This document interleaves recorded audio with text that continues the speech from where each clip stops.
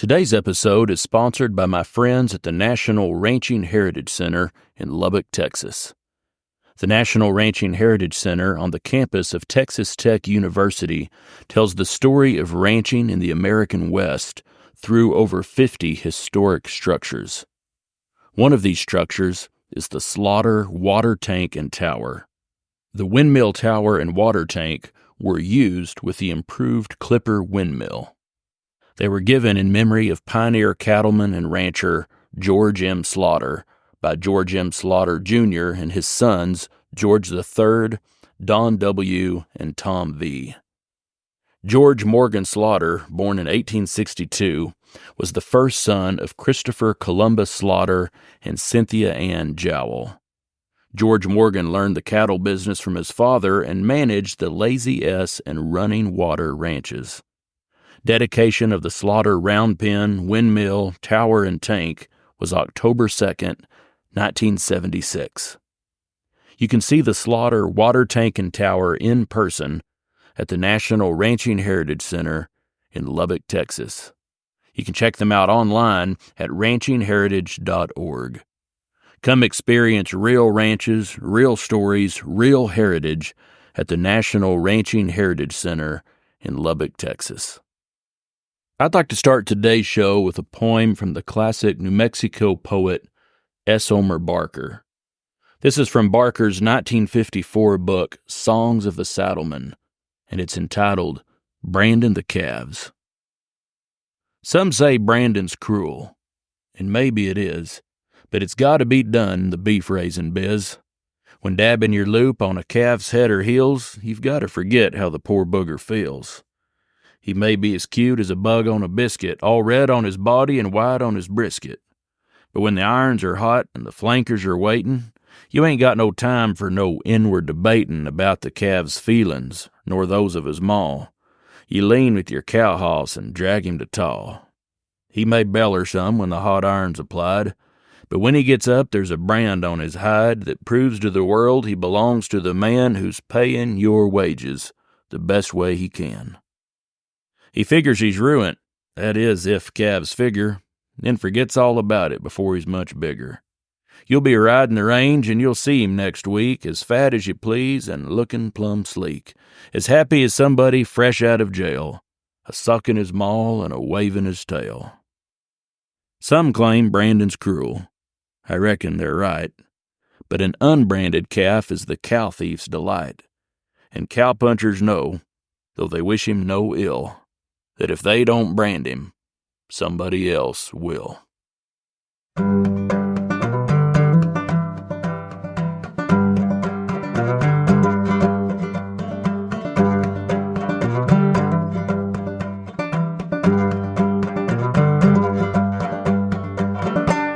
Howdy folks, this is Andy Hedges, and you're listening to Cowboy Crossroads. On each episode, I interview a different guest and ask them to share stories and discuss music, poetry, and culture from the working cowboy West and beyond. My guest today is Carl Lane Johnson. Carl Lane Johnson is a third-generation rancher from Tatum, New Mexico.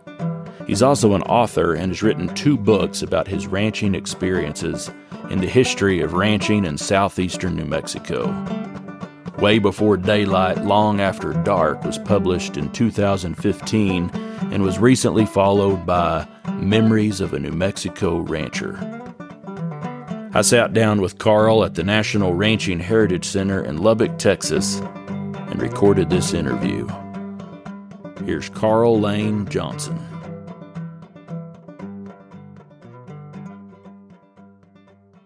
My grandfather on my mother's side is the one that got us started in the cattle business. And he was born at Gunsight, which is north of Cisco, Texas, in 1880. And he moved out here in about 1898 or 9 to Brownfield and moved into Brownfield.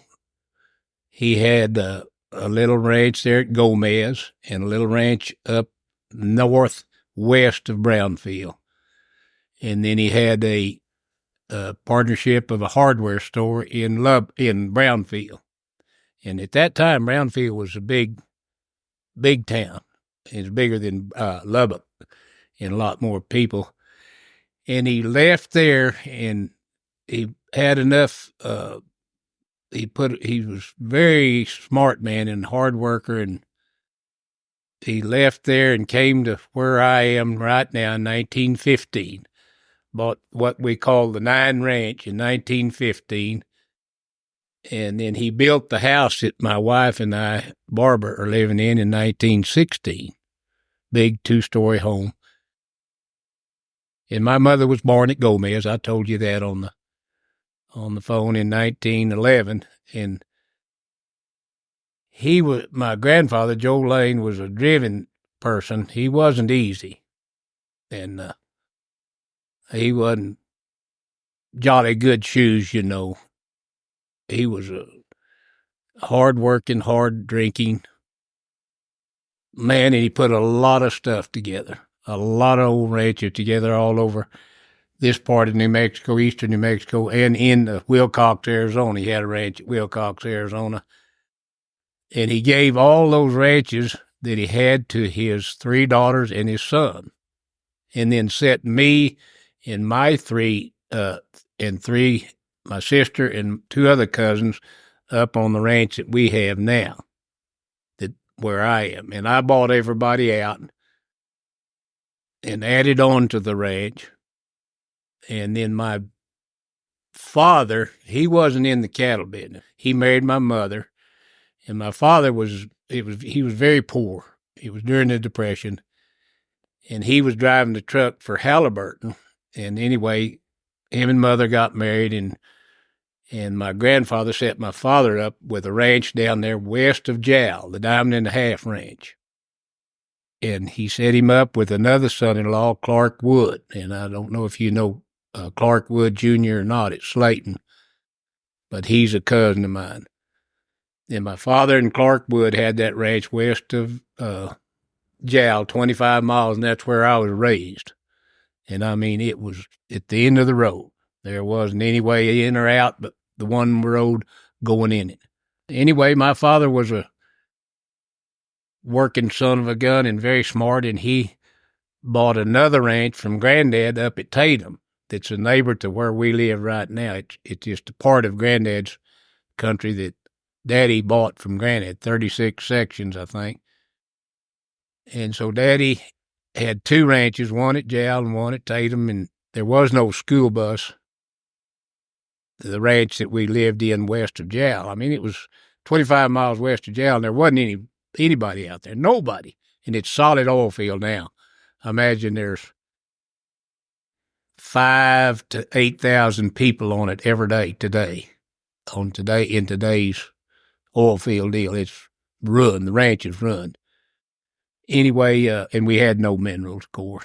It was all BLM state lease. But Mother and Daddy bought a home in Lovington because there was no school bus down there, and she wanted to be halfway between the 2 ranches where Daddy could come by and, see us. And she put us through school there in Lovington, and I graduated from Lovington in 1956.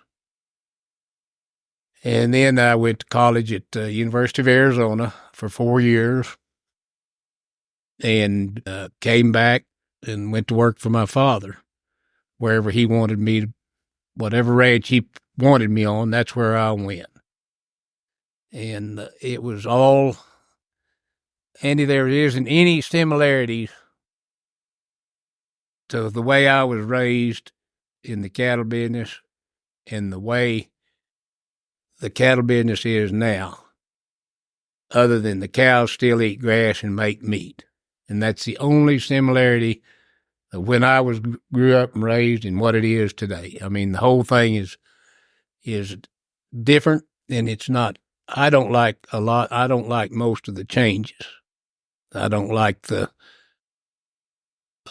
way the industry has gone. But either way, I don't know whether you want to get into that or not, but it is a whole different deal, and the breeds of cattle are different. nobody had anything but Hereford cattle back when I was growing up. Nobody. And then finally somebody came in with some Angus cattle. And then the Hereford cattle got where they wouldn't work. They were canceride and bad bagged and wearing out at 6 years old and cancerized at 3. And so then that's when we started crossbreeding with the Charolais. And they tried the Simmentals and the Limousines and the Brangus and everything. And as you are aware now, Angus breed is pretty well the go-to breed. And we are not doing the Angus breed because we don't think it'll fit our operation and our country. I'm a firm believer in fitting the cattle, the right cattle to the country, not forcing the cattle to a country. I don't think you can take a cow that needs a lot of care and feed and everything and put her on a desert range. She'll be good east where it rains and where it's tight twisted and where everybody can take care of her and see her and do it, and it's not harsh. But out in our country, it's you need a cow that with a little vigor and vitality and longevity and just a real thrifty, good doing, long aged, productive animal. And the Angus cattle, in my opinion, do not fit our country. There's jillions of Angus cattle out there. Everybody's trying to run Angus cattle, but I don't think I don't think the bottom line will show that it's working.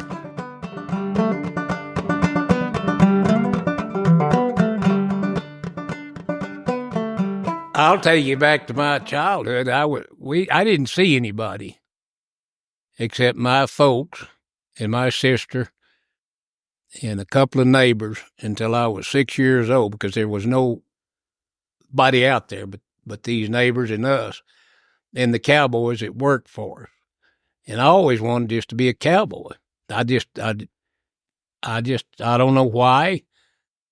I didn't want to do anything else but be a cow. I love to ride a horse. I just love to ride a horse and be out and by myself.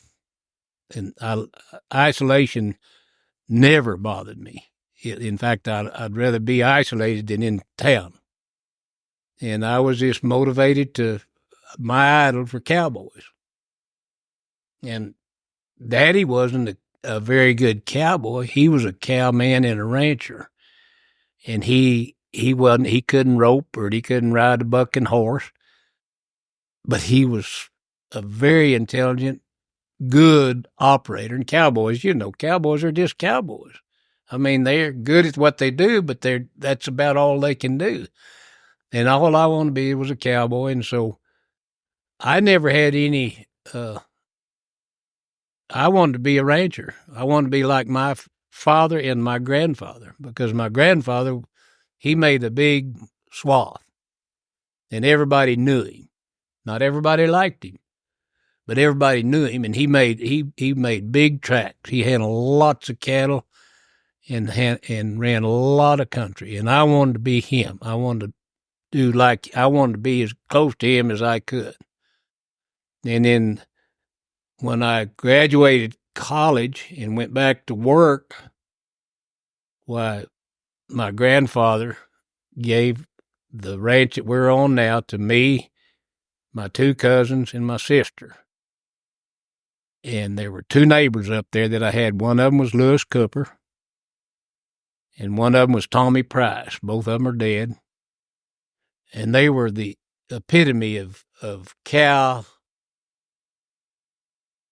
men and cowboys. There's about 4 different. There's cowboys, cowman, cattleman, and rancher, and that's in my opinion. And these 2 men, and especially Cooper, he went all the way up to the top, but they could handle more cattle and do it easier and quicker and better than any 2 men that I ever worked with. And I wanted to be like them too. I never could, but I wanted to be. And My father was a businessman and very intelligent, and he put ranches together and a state and everything, but he wasn't a cowboy. And I don't know if you understand that or not, but I'll tell you how I define it. A cowboy is excellent riding broncs and roping and working, the physical work of working cattle, gathering cattle, making big drives in rough country and handling wild, difficult cattle. And then you have a cowman, and he can do the same thing, but he's got a little bit of profit motive in him, and he kind of he wants a good calf crop. You know, cowboy doesn't care if there's a good calf crop or not. He's just out there having fun playing, doing what he wants to do. But the cowman, he's kind of got it.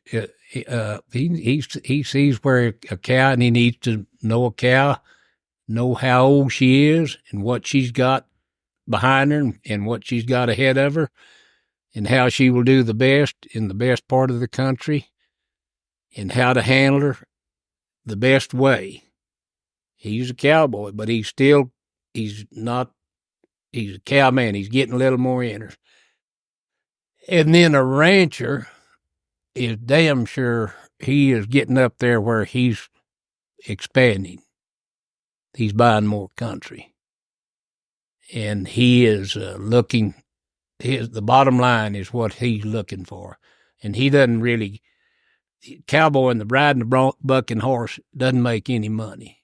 You know, it's part of the deal. And branding the calf is great. That's what we live for. But it's not making any money. It's just a part of the deal that he really likes. But he is a cattleman, and he wants the right kind of cattle for his country and make the most money out of those cattle. And he wants to keep his improvements in good shape. And a cowboy doesn't care about improvements or pickups or anything. But a cattle man, he's worried about the whole deal. And then you get into a rancher, and a rancher, he's put his ranches together, and he's got a little money. And so he is going to look for outside investments. And he's going to be in the stock market, or he's going to buy a little land in Lubbock, Texas, or he's going to do, he's going to join organizations. He's going to be an officer in an organization or something like that. And that's how I define the 4 categories. And we're out of cowboys. We're out of real good cowboys anymore. There's some that think they are, and they wear the boots and the hats and the spurs, but I mean, they don't. We're out of help. We are out of help on these ranches. Now, the help that's out there, they're working, the cowboys that are out there, they're not going to work for me. They're going to work for the absentee investor owners, which is taking over the country. I mean, they are the factory in our part of the world. They're buying it all. Doesn't make any difference what it costs. They're going to buy it because they have the money. And so all the cowboys that have, and a lot of them that don't have any ability, are working for the absentee owners, because absentee owners, they don't know what the hell they don't even know what's supposed to be done out there. And the real good cowboys, they're not going to work for me, because I'm going to be there on the ranch, and I know what's right and what's wrong.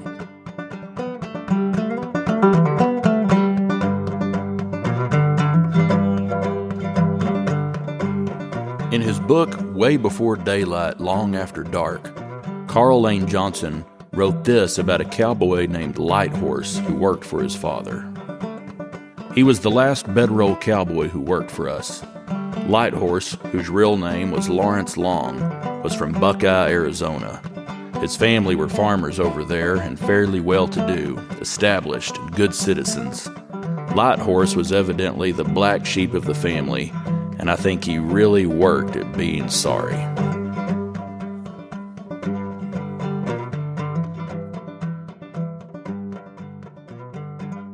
he was my idol because he was a cowboy, and he was a typical alcoholic batch cowboy. There were millions of them back then on every ranch, and the big ranches had jillions of them. They were good there on the range, but if they ever went to town, it was, I mean, and it was gone. They spent every penny they had on women and whiskey, and then went back to the ranch and stayed. And that's how they handled their alcoholism. And this Light Horse, he'd been everywhere. He's raised in Buckeye, Arizona, and he'd worked his way all over to where he's kind of, Daddy inherited him, and he inherited Daddy. I don't know how it was one of those deals. And he sort of raised me, and Daddy was gone all the time, taking care of his ranch at Tatum, and Light Horse and I were just down there on that ranch at West Tajal, Diamond and a Half. And Light Horse was my educator. And he taught me how to break my first horse, and he taught me a lot of things that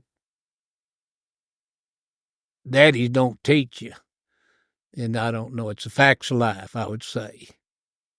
I don't know if you may not know, but he'd been married and divorced and been around, and he knew all about women, and he told me all about women, which was all wrong. But he taught me how to do my horses, how to ride a young horse and everything.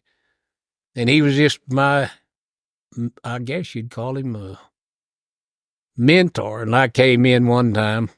I wasn't very old. I was 10 years old or 8. And my mother was very straight-laced, and, she was a good gal. I said, well, Mom, when I grow up, I'm going to be a cowboy, and I want to be just like Light Horse. Well, and she loved Light Horse and cooked for him, and he ate with us, and she washed his clothes and everything. But she said, Carl, I want you to set your sights a little bit higher than being just a cowboy like Light Horse. And that was in all the day hands and the cowboys that helped us work. They were my idols, And there was a lot of them back then, a lot of young boys. Up at Tatum the same way when my two boys, they're 54 now, when they were growing up, they were just a jillion of little ranches around us and had children that were cowboys, and they just loved to cowboy. And that's my boys, I think, is the reason why they wanted to be in the ranching business, because they just loved those cowboys. And I'm not saying the cowboys were good guys, because they drank whiskey and they wrecked pickups and they had fist fights and they did everything wrong. But they were men. They were the men idols of me and my boys. And that's why, I don't know.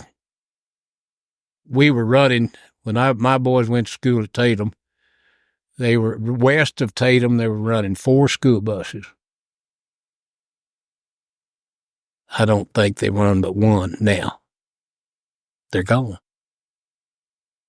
All the ranches have been consolidated. We bought several ranches and tacked them onto our country, and the oil field camps are dried up, and there's just nobody out there anymore. And there's no young people coming up. None. And I'll tell you, Andy, on that, I don't think the work ethic has disappeared in the United States of America. I mean, and I don't care if it's in office work or digging post holes or fixing a windmill or running a computer.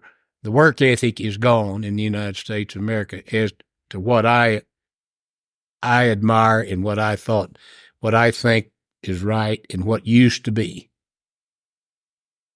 And these young kids, they can see that they can go get a job anywhere in town and make more money and and work less hours and have an easier life than working on a ranch. And I mean, even owning the ranch. They can sit in town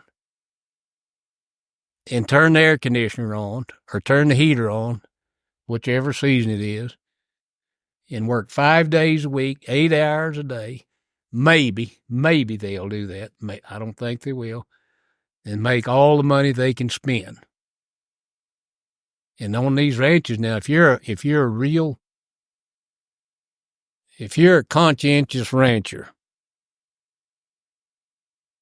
if you're on the ranch, and if you're conscientious and you dadgum sure want to do right, it's a 24-hour a day job. If you want to do it right and do it right. Because a cow never quits eating. She never quits getting sick. She never quits having calves. She never shuts the lights off. She runs 24 hours a day, 7 days a week. And something's wrong every minute you go out there. There's a windmill, there's water, there's a water situation, the fence situation, there's extra unnecessary traffic, and that'd be hunters or oil company. There's always something wrong on a ranch. And it's just like, Andy Gray, that doctor's in there. And if he was really, and he's my friend, but he is hard. You have to get sick on appointments, But if he was a real doctor, he'd be on call 7 days a week, 24 hours a day. And that's what a real cowman is he's on call 7 days a week, 24 hours a day, day or night. That phone can ring anytime and you can get him. And it's not that way anymore. Very, very few of us, even the bona fide cowmen have kind of lost their interest, I think. That's my opinion. And I don't think the burning desire is what it was when I was growing up. You mentioned a light horse teaching you how to start your first horse, and you got some of those stories in your book. Yep. That's also another example of how things have changed. Could you talk about that and just what that process looked like when you were growing up, and what that was like, that first horse you started? And my boys started their first broncs when they were 11. And I'll tell you another thing. I taught my boys how to work, and they were batching. They could cook and batch, and it wasn't clean, and it wasn't neat, and nothing was right when they were 13 years old. I took them over to the ranch I had at Carasosa, New Mexico, when they were 13 years old. They're twins, and poured them out with their horses.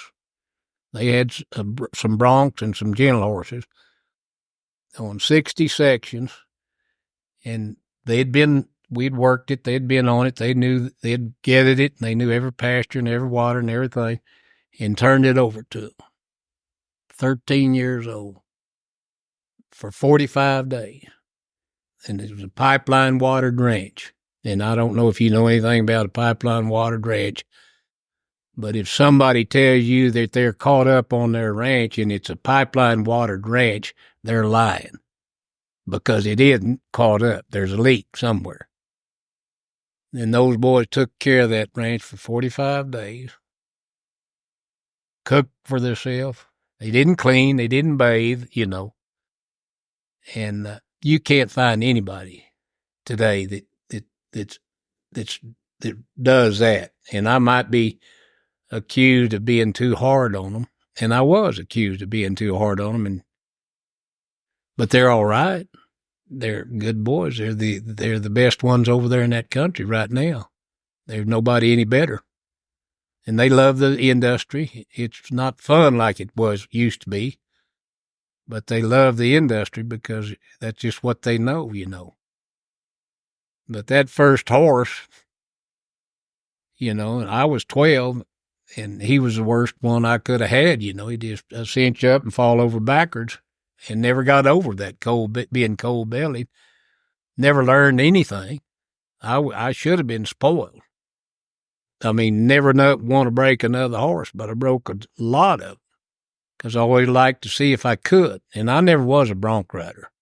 Never, ever, ever could ride a pitching horse. I outstouted a lot of them, but as far as being finesse, no. We raised our horses. We had a set of mares in the stud. We raised our horses. We broke all of our horses. And when I was running full speed, I had 30 horse remuda on all the ranches. And I had about 10 mares in a stud. And the horse market was horrible. We'd have to just give our filly colts away. Yeah, and you know what the horse market is now. I know you do. And we'd give our filly colts away, and we might get, out of, say, 5 horse colts, we might get 2 good ones on the ranch, maybe. The rest of them, we just hauled to Clovis or something like that and got rid of them, And now I went to the Abilene horse sale, and then I went to Levelland the other day. Then $20,000-$30,000 is what it takes to buy any kind of a horse now. Guilty. That's how it's changed. And we don't have any help to break horses, and the boys are 54. They're getting too old to start a horse, and they're too busy trying to run their damn ranch. And so we're hunting the guys off the ranches to break these horses.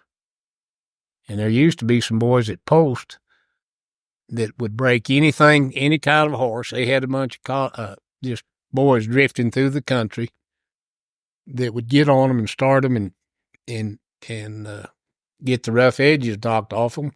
And then we'd take them to the ranch, and we always had help that we could go from there on with them. We don't have any help now. We can't start a colt, and the boys are taking we got 6 head of horses. And they found the guy, I can't remember whether he was at Weatherford or Canyon, that's going to start them. And he's supposed to ride them. Yeah. He's supposed to ride them. You have to take their word for that. But there's a lot of them won't, but he's supposed to ride them and get them pretty damn sure foolproof. And that's where we are today. No help.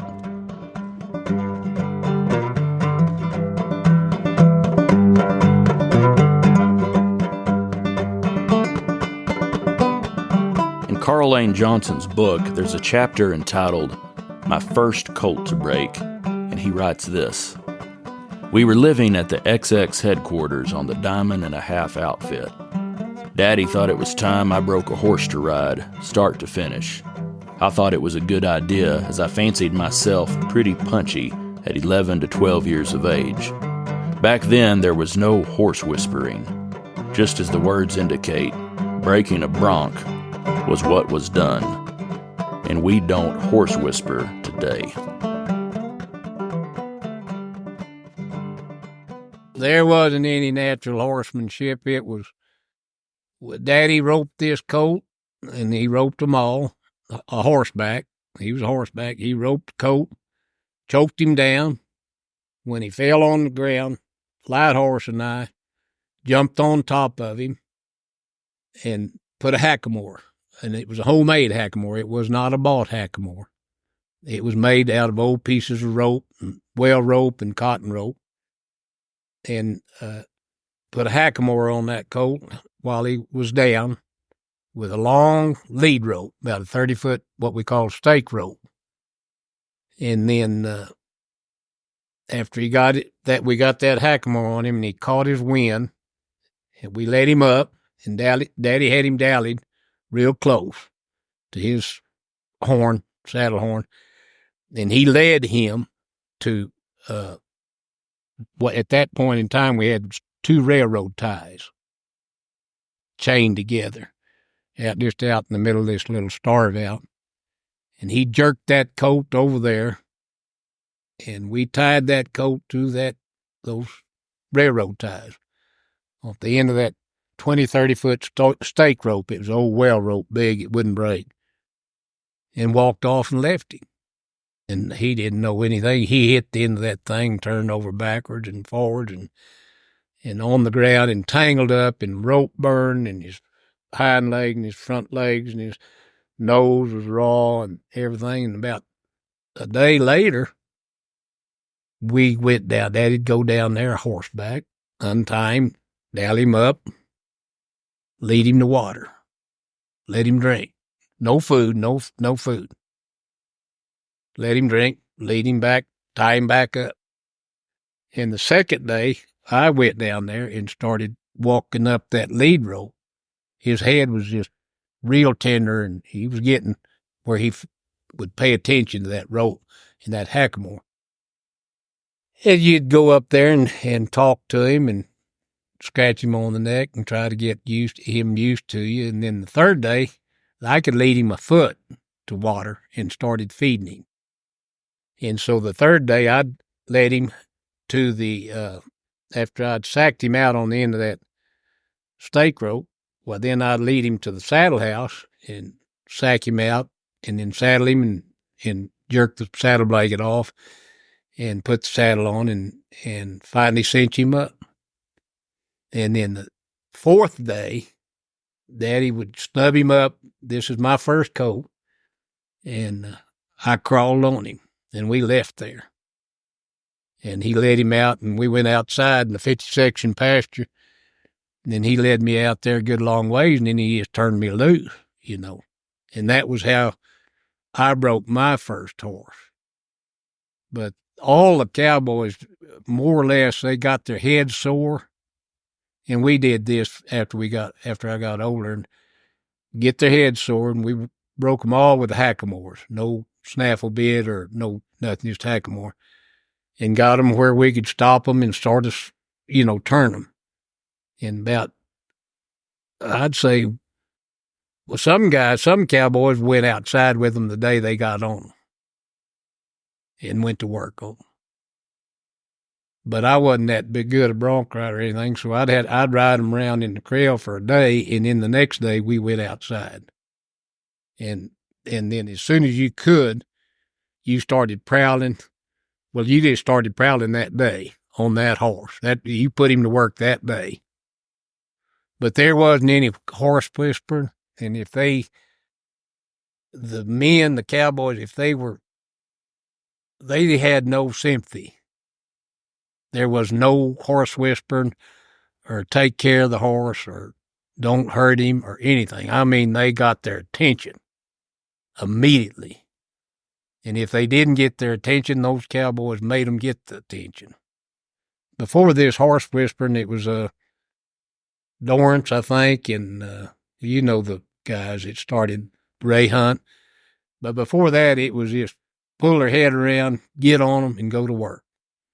Just as soon as you could cinch them up and get on and go to work.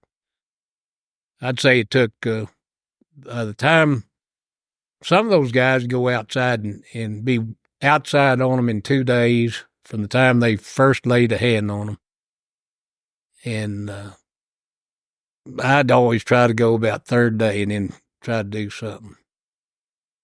And the big cowboys on those big ranches, I mean, like this Ed Asher, I don't know. He's supposed to be a very noted bronc rider, and he'll tell you exactly how they did it in Arizona when he was growing up. But there wasn't any horse whispering. I mean, it was brutal. And if they crippled or broke a leg or a neck, horses weren't worth anything. And they weren't very good. They didn't have the bloodlines they have now and all this high-dollar breeding fee and everything. And I always contended, and I'm not the norm. I always contended that a horse was like a Stilson wrench or a wire stretcher or set of post told you. A horse was a tool to ranch with, to make money in the cattle business with. And a lot of these ranches, they are in the horse program. It's part of their money deal, and they take pride in it. But in my opinion, my bottom line was to make money in the cattle business, not in the horse business. And the horse was a tool to make money with cattle. And if that tool didn't cost very much money, I had more money in my pocket from the cattle. And I feel the same way about a cow today. If it costs $1,000 to raise a calf that weighs 600 pounds and brings $140 a head more than if a calf that just brings $900, but it doesn't cost that whole $900 to raise him. Well, that's what I'm going to do. That's why why we run the cows that we run. We're in the cattle business to make money. That's how we make a living. It isn't because it's hobby ranch or investment. That's how we make a living. We have no mineral interest. And so that's what we make our money on. And a horse is just a tool to get that job done, to make money, to put it in the bank from a cow.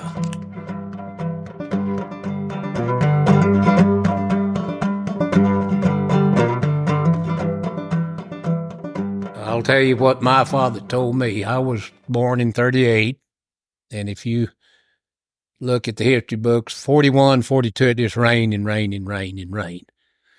And moisture and brush are conducive to every insect and every bug and everything. Well, down there on that Jowl Ranch, he had 1,500 cows. Back then, they had 15 head to the section, 100 section, 15 head section.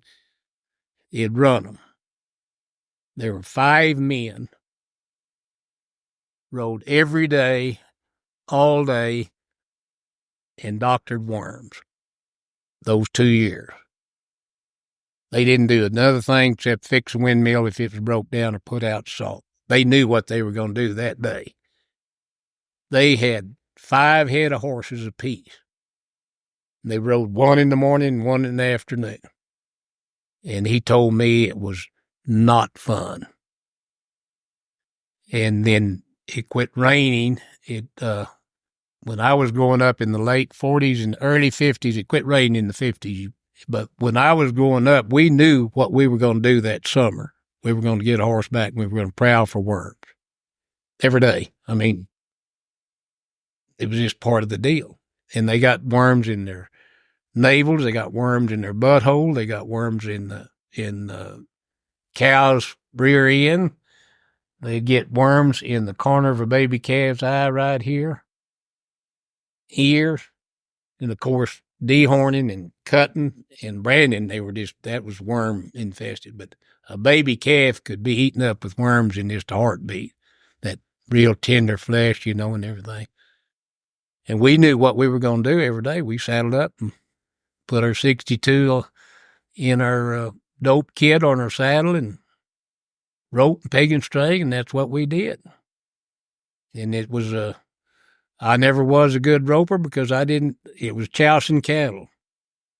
And it was the roping the cow meant costing money. And that was how I was raised. And if you will notice that Lee County area where I was raised has more good ropers than any other area in the United States. And those guys did not doctor worms every day, or they wouldn't have liked to rope.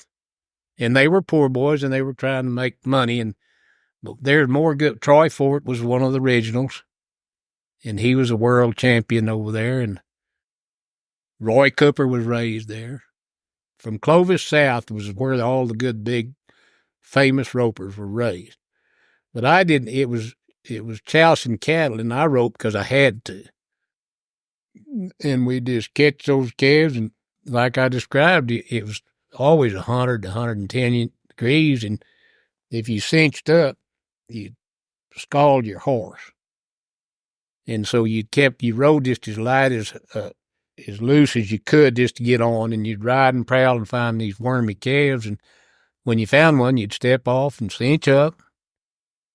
And then we were always riding something that wasn't worth a damn. It was broke, green horse, and so you'd put your rope through a neck rope to your saddle horn, tie that rope on your saddle horn, and then ooze him off to one side as far as you could away from the other cattle, keep from disturbing the other cattle and making them wild. And then you'd run him and catch him or run him until you caught him. Then go down your rope and tie him down to your picking string, then go back and get your dope kit and smear that smear 62 on him and on you and on everything else. And then you'd take your catch rope off and then take your picking string, or I can't remember which. Take your picking string off and then your catch rope. It'd turn him loose. Then you'd go back to your horse and you'd take your horn off your rope off your horn, because you sure as hell don't want that rope tied to that saddle horn. I mean, that's just committing suicide. And then you'd take it out from the neck rope, put it back on your rope string, loosen your cinch, crawl back on and look for another. And that's how you did it. And it was hot. And I always had a canteen of water, a little Army canteen, the surplus Army wrapped in a tow sack and wet, and I'd have it drank, by 9 o'clock in the morning. But there wasn't water scattered around like we finally got it around, And so you just get thirsty. I mean, thirsty, and no water to drink. I remember that more than anything is I just think I was going to die of thirst because there wasn't any water. And ride off in the dirt tank and the cow chips floating around and cow pissing in it and pooping over here and moss and bugs and everything. Ride off in there as far as you could ride and get a drink. Didn't want to, but you were dying of thirst, you thought. And so you'd get a drink in that damn dirt tank. No, people don't live like that anymore. I mean, they don't even have any idea what you're talking about. But that's the way it was. And to go with this screwworm, my father told me that was probably the biggest improvement in the cattle business that ever was, is eradicating screwworm. Because if we had it now, it'd be mission impossible.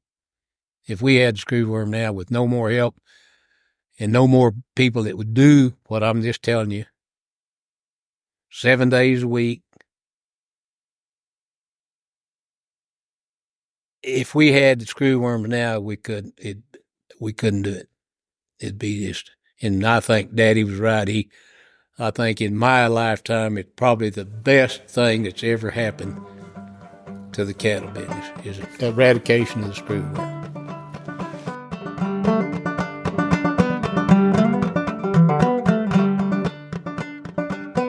Well, I will tell you this, and this is not just from me, but from people that are in the feedlot business and in order buying, sale barns.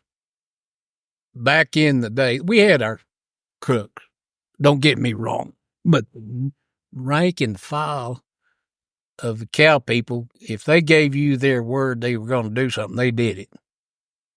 There wasn't any cell phones, and they said, "Well, I'll have 1,000 steers at Bledsaw. When do you want them?" And the buyer said, "Well, I want them November the 2nd. That's when the train will be there to get them." And they may never, and the trade would be made 2 or 3 months ahead of time. And nobody had talked to anybody or anything. And you showed up with 1,000 head of cattle at Bledsaw on November the 2nd and put them on the train. And there was nothing it was just a done deal.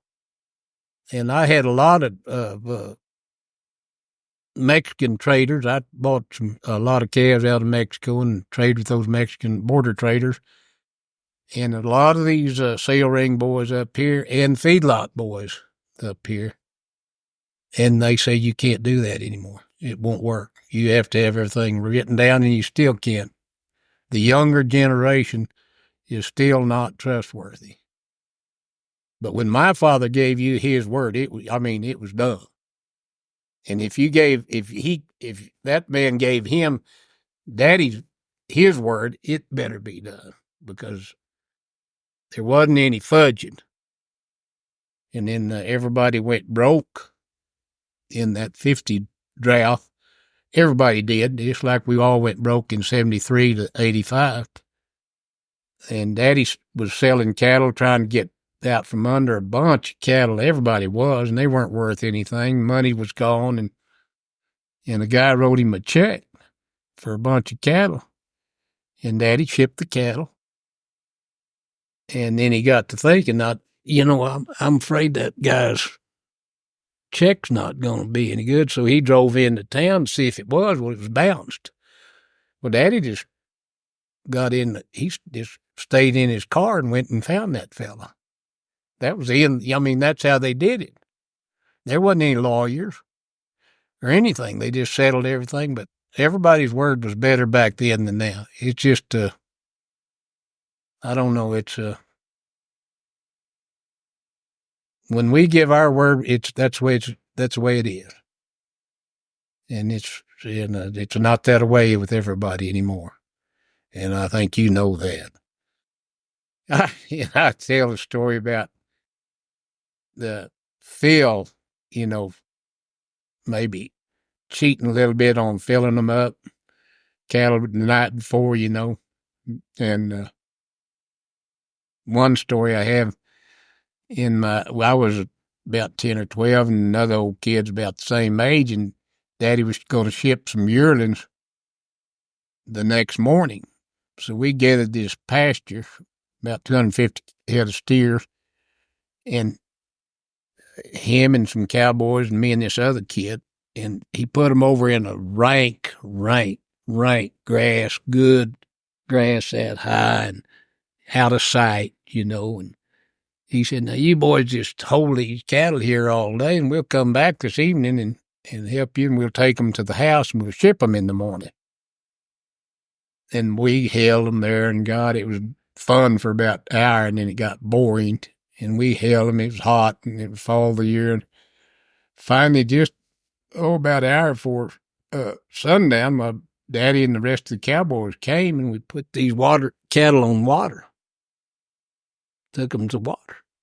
There they'd been all day off water, in grass, good talk. And we put them on water, and held them and held them and held them, and finally, we put them in the backside of the horse pasture just at dark. And they were full the next morning. Well, that was about the biggest cheating deal that I saw Daddy ever do. And it got where it wasn't worth it, to do that. But we always fed a little extra the day before we shipped. But that was before they took the pencil shrink. Now they just take a 2 or 3% shrink, The buyers got tired of that, buying that water, and so. But my granddad was terrible about filling them with water. He just loved to peach just a little bit more. But the buyers wanted 3% shrink. Well, years ago, we'd pin them the night before, and it was supposed to be on a dry lot. That was one way to shrink. Well, guys would cheat, and they'd open the gate would get open into the water lot where the water was. Those cattle be in there all night drinking water. Then the owner would get in early before the buyer got there and push the cattle back into the dry lot. Well, the buyer knew what was going on. He could see. He's no dummy. That's just some things that happened back in the day. But now you just gather them at daylight and 3% across the scale.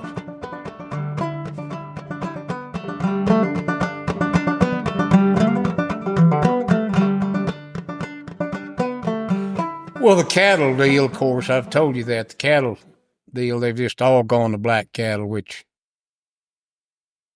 I still, Andy, I'd like to see if I could ever see it, and I doubt if I will. I'm too old. I won't live long, but I'd like to see a real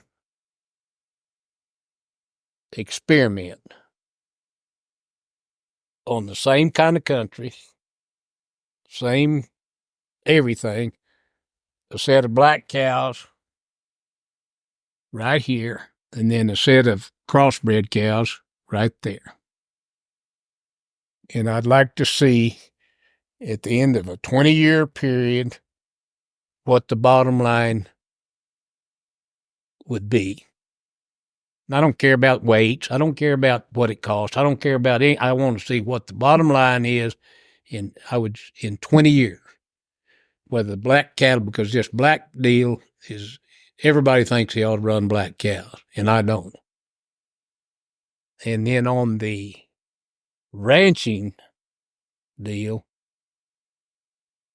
I don't know if you know it or not, or what you do know, but the NCBA, the National Cattleman Beef, or whatever it is supposed to be representing the cowmen, and they don't. They don't represent the grassroots cowmen. They represent the guys that go to the meetings, that have the time to go to the meetings and that like to do that kind of stuff. And they've then the checkoff has been put in on us, and we're mandated to pay a checkoff, $1 a head every time that animal's sold, traded, and that money goes into a fund that the NCBA can tap into, and they operate. If it wasn't for that checkoff money, they couldn't operate. They wouldn't be viable. They represent about 35,000 cattlemen, I think, what their deal. And those two things are just absolutely against my way of thinking, of mandating me to pay $1. And then they just recently mandated a electronic ID in breeding age cattle. And it's a government deal. It's put in on us by the USDA. And anything that has to do with government is not going to work for me. And it's not going to work for anybody else, because it's just impossible for the government to do it. I mean, they cannot. And it's going to be they said, well, this is just going to be for breeding age cattle crossing the state lines. You and I both know that once the government gets in just a friction hole, it'll be just escalated to where it'll eventually be electronic ear tag in every animal that hits the ground. And they say that it's for animal disease traceability. And yet I'm not going to bring anything in over there at Tatum, New Mexico. The government is the one that will bring in the disease by letting 12, 14 million illegal immigrants in with every known disease, or loose meat imports from countries that have foot and mouth disease and mad cow. It won't be the cowboy out here that's trying to make a living, and yet he's going to be made to put in a damn electronic ear tag. Then the government will put everything they want to put on that ear tag. They say there'll just be 4 things on that ear tag, and I'll bet you a hat they can put anything they want to on that electronic button. But that's the thing that we've just damn near lost the identity of the cattle business because of outside influences, government and bureaucrats and unelected officials and people like the checkoff and the NCBA that are living on $1 that they don't do anything. The guy that's running the NCBA he might have run an elevator grain elevator or something like that. None of them have any cow in them. None of them. And yet they're telling us what to do out here. That really bothers me.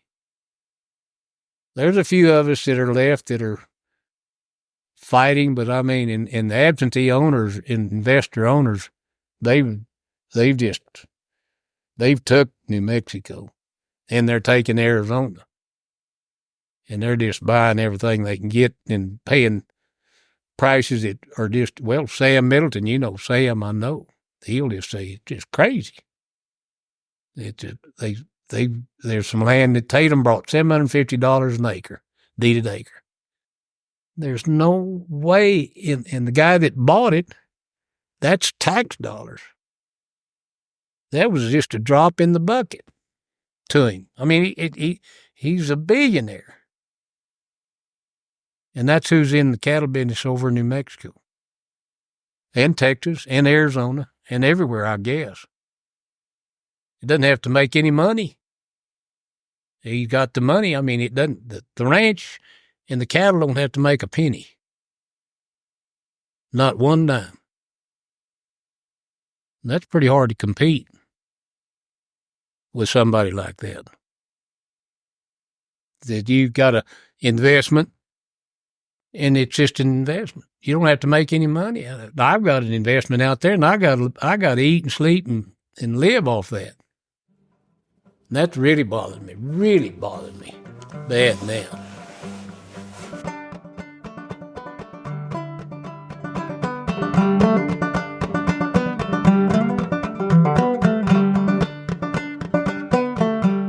As mentioned previously, Carl Lane Johnson has published 2 books about his ranching experiences. I asked Carl to talk about what led him to start writing down his stories and memories.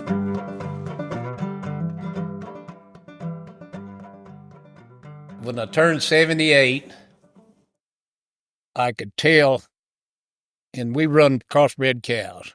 And I mean, if you don't think ahead of that cow, it's Katie bar the door. It's a direct, because she's watching you, and she's looking for escape, and she doesn't want to be messed with. She wants to be left alone. She wants to raise her calf, and she doesn't want anybody bothering her. Okay, if you're working those cattle, if you're on tap and you're paying attention, and you're smarter than she is, a lot of these cowboys aren't, but if you are, well, they'll work themselves and you'll get along good. And I could tell that I was just about that far behind the cow.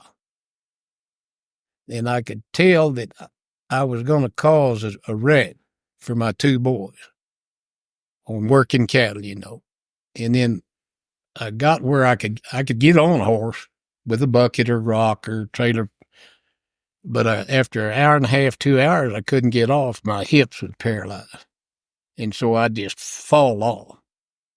And so I brought my saddle in at 78, brought it into the house. And I'd been a horseback all my life. And I just loved it. And I didn't have anything to do. And my wife, and she's a sweetheart, but she knows what's going on. And she said, Carl, you need to write a book. You've got a lot of stories to write. And I said, I hadn't done anything. I just went through life, and that's all I've done. I hadn't done anything. And she said, yes, you have. You need to write stories down. And then I said, oh, no, I don't want to do that. Well, I didn't have anything to do. And I was about to go crazy and about to drive her crazy, and she kept pushing on me. And so finally I thought, well, I'll just see what I can write down. I just got a legal pad and a spiral notebook, either one or the other, and wrote cursive these stories. And as they came to mind, and I'd just write them down, and then I'd give them to her because she's the only one that could read them. And she retyped them, and she's a very smart girl, and put them through her computer and corrected the pronunciation and the spelling and everything. Then she'd hand them back to me, and in a type form, you know. And I'd go through them, and I'd redo them. how I wanted it. And then she'd take that and retype that and then hand it back to me. And we'd go through each story about 3 times. And then a fellow over there in Lovington, Jim Harris, you may know Jim, he helped me immensely. And he helped me put the book together, that original book together. And he wanted me to do it too. He pushed on me to do it. And he's been very supportive of us. And that's how I did how I started. But she made, my wife said, you just got so many things that you need to tell. And I wanted to tell you, and you're doing this for a reason, and I want it down. I wanted a record because I was so dumb and so ignorant that I didn't ask my father or my grandfather a damn thing. And they just, those a lot of those old timers, they wouldn't say anything. You could go 6 hours a day and they never say anything. They just wouldn't even talk to you. And so and small talk wasn't it was either business or no talk. Then my grandfather knew everything. He knew all the outlaws, everybody. He knew everybody that was involved in that Seminole, the inspectors, the shooting at Seminole, and that Dave Allison lived in Roswell where Granddad lived. He knew everybody. And he didn't tell me one damn thing. And I didn't know how he did these things. Because he never told me how he handled these. He'd have a herd of cattle on the road that no place to go because he didn't have any grass on the ranch, on any of his ranches. So he'd just loose herd them on other people's country. He said he had one man that could drive 500 head of cattle by himself. Well, there wasn't any fences, and he didn't want them to go anywhere. So this guy just cut a loose herd them through the country, and he'd get to point A, he'd just go to point B, and then point C. And I wrote, I wanted a record, an exact record for somebody to 100 years from now, they can look in there, or 200 years, and say, this is really what happened. This is actually 1970 or 50 or whatever. This is what happened on a real ranch. That's the reason why I did the books. Is because my wife told me to, and because I wanted to leave a record. And another thing is, and you know this because of who you are and what you do, but there's stories from people that aren't in the news. They're not in the news. They're not the Sixes or the Forks or Linda Davis, but they're still newsworthy people, good people, excellent people. And that's another reason I wanted to give them recognition. A little bitty story. It may not be fun to anybody to read, but they were fun for me to experience and fun for me to write down. And it gave those people a little bit of recognition. When people read those books, maybe 100 years from now, how do you hope they will remember, and think of you and your family and the legacy of your ranching business in this part of the world? Gosh, I don't know that they will.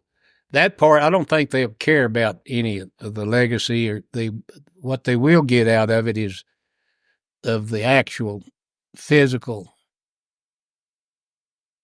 doing. I think they'll get something out of that, but the legacy and all that, it'll be just another deal down there. We've been in business now, well, let's see, Well, the house I'm living in was built in 16, and Granddad bought the ranch in 15. Right, we've been in that location since 1915. So, and I don't think there's one other family over there. No, there's two. The Medlin family, and then the Sansimones down there at the Merchants down there in southern Lee County. In our family, the three oldest families that's in Lee County that's left.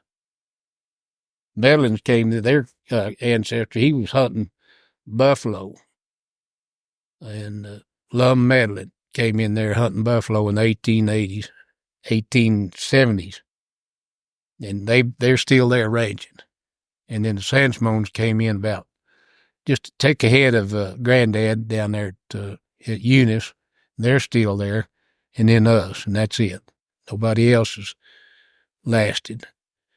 And we're going to be there through my boys, 54. They're 54 years old.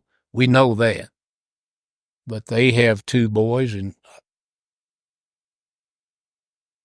will they want to do it? I don't. With no help and no profit incentive, because you don't make much money in the cow business. I don't.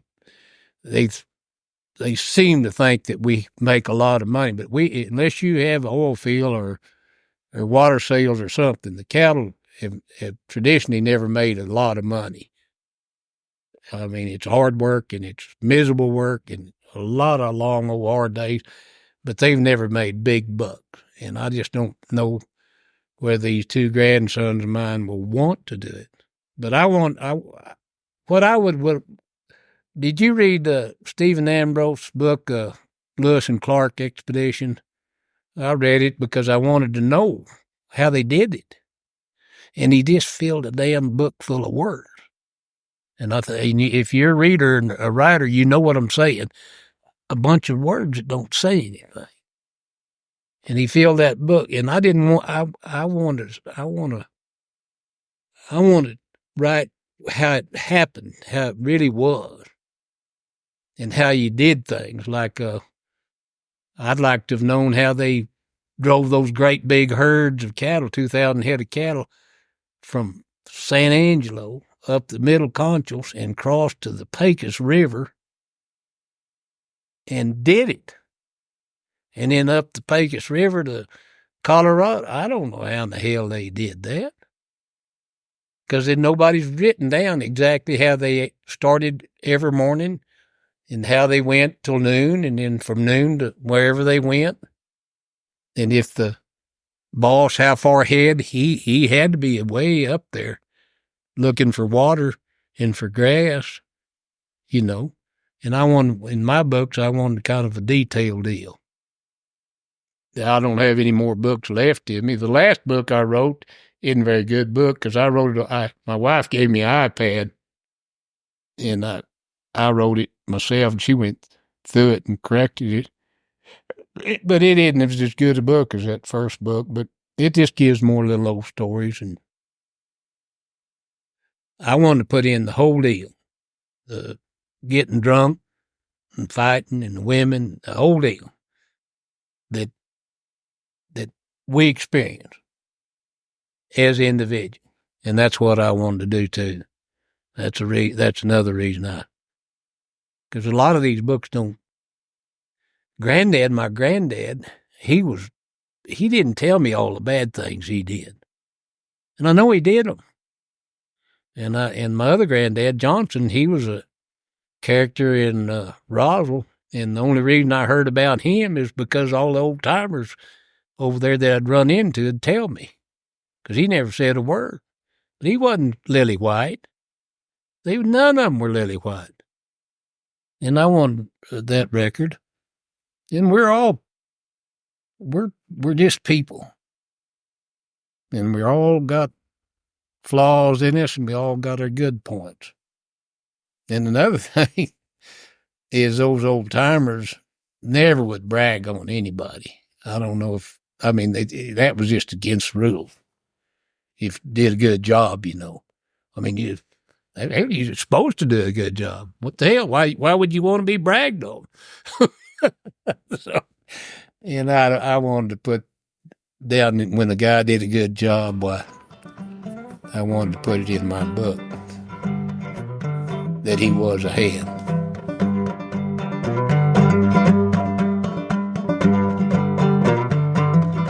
And I wish I was more optimistic for the bona fide, sure enough, actual grassroots cowman rancher. But I'm not. Because, first of all, my boys need to expand. I mean, when I started, Andy, a man that had 200 cows. When I got out of college in 1960, a man with 200 cows could make a living if he paid attention, stayed home, didn't spend any money, and his wife was a conservative. I don't know that a 700 cow outfit today can produce a good living of what it above the normal living of what it should today. And therefore, you have to have economics of scale. You have to keep growing. You have to get bigger. My boys, in the case, my boys, because that's their income. They don't have any oil field or water sales or .coms or nothing. They make their money off that range. And so they're going to have to keep increasing to produce for their family. And we can't compete with a New York real estate magnate with $6.3 billion net worth.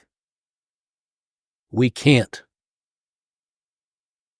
I don't know how to write $1 billion down, but he can write a check for $50 million, and it won't even make a little deal on his financial statement.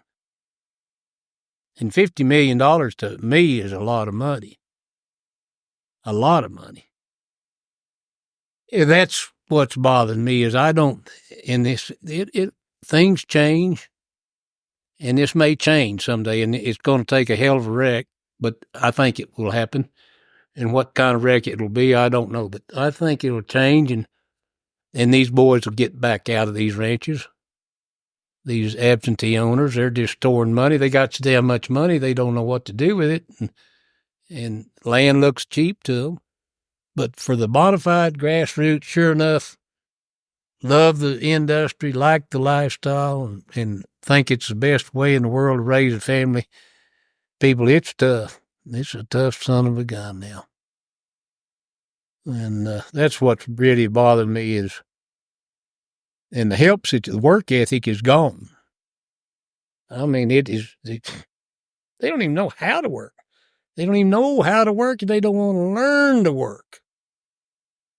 And if you talk to these young kids, unless you hit a good one, if you correct him, like when I was growing up, everybody corrected me. I mean, they didn't, God damn it, dude, quit doing that or go over there. They didn't say, would you please? They just said, go do it. And if you swelled up and pouted and soiled up, oof, that was bad.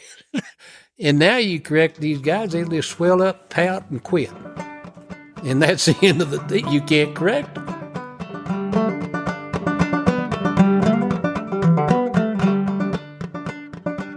My grandfather, Joe Lane, started all of his children, set them up in ranches, my aunts and my uncle. And then he set 4 grandchildren up with a ranch. And so we had ranches scattered from Texas to Arizona to Colorado. At one time, we were from Slayton, Texas to Wilcox, Arizona to Lyman, Colorado, and points in between. And now there is one cousin, Clark Wood at Slayton, our outfit in New Mexico, and one second cousin has a ranch north of Douglas, Arizona, and that's the only ones left. All the rest of them went broke, and sold out, and that's the only, and it is a tough game to be in and for any longevity. And I don't know how many thousands of sections at one time our family had under control. But I mean, it's tough. What's the secret to staying with it all these years? The secret to staying with it is physical and mental toughness. And then just wanting to do it. I think just the desire to do that particular kind of mental and physical toughness. If you don't have the mental, we've had the wind's blown this like it does every spring, day and night for 3 days and 3 nights over there at Tatum. And it looks just like this carpet. I mean, it is horrible. And if you can't stand that, because you know it's going to get better, you don't know when, but it will. And we got rain last night. If you can't stand that mentally, it'll eat you alive, and you'll say, I don't want to do this. And then in the morning, you get up and you go out there, and it's tough. It's hot, miserable, dry, and dirty. And if you're not physically tough enough, you can't do it. And that's just the long and the short of it. But I think I believe the mental, just the want to and being in the business is what drives it. It always drove me and my boys. And we just liked it.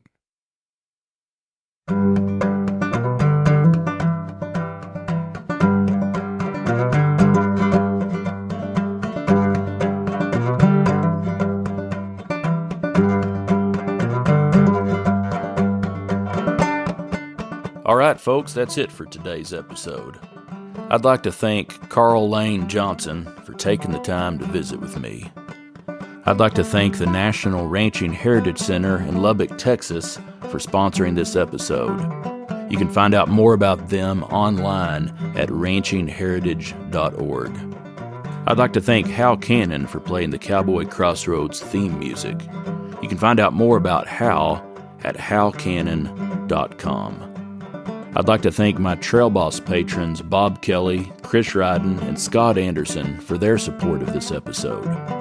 If you're enjoying Cowboy Crossroads and would like to help me keep it going, you can become a patron at patreon.com/Cowboy Crossroads.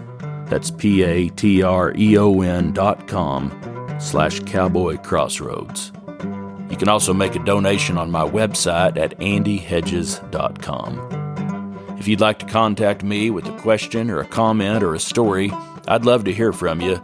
Send an email to andy@andyhedges.com. Thank you for listening to Cowboy Crossroads.